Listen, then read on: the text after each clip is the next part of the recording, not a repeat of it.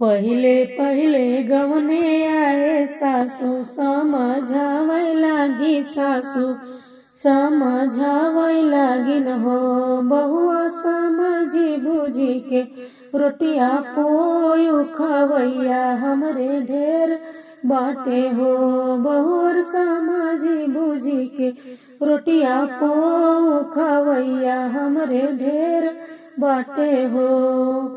पहिले पहिले गवने आए सासू समझावै लागी, सासू समझावै लागिन हो। बहुअर सोची समझी रोटिया पोयु खवैया हमरे ढेर बाटे हो। बहुअर समझी बुझी के रोटिया पोयु खवैया हमरे ढेर बाटे हो।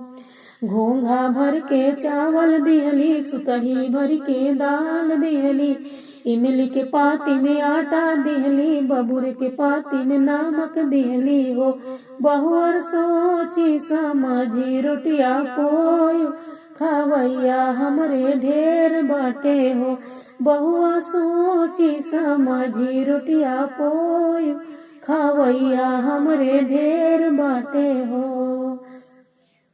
16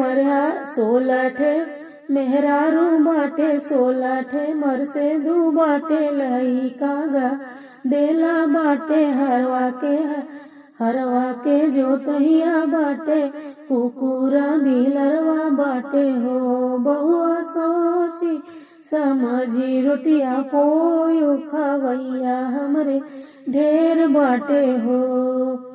16 मेहरारू बाटे, 16 मर से दू बाटे, लई कागा देला बाटे, हरे के हरवा बाटे, कुकुरा बिलरवा बाटे हो।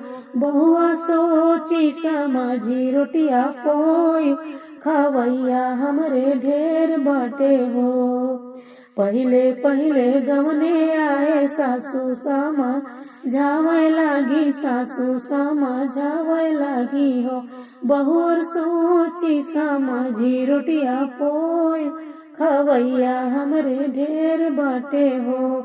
बहुअर सोची समझी रोटिया पोयु खवैया हमरे ढेर बाटे हो।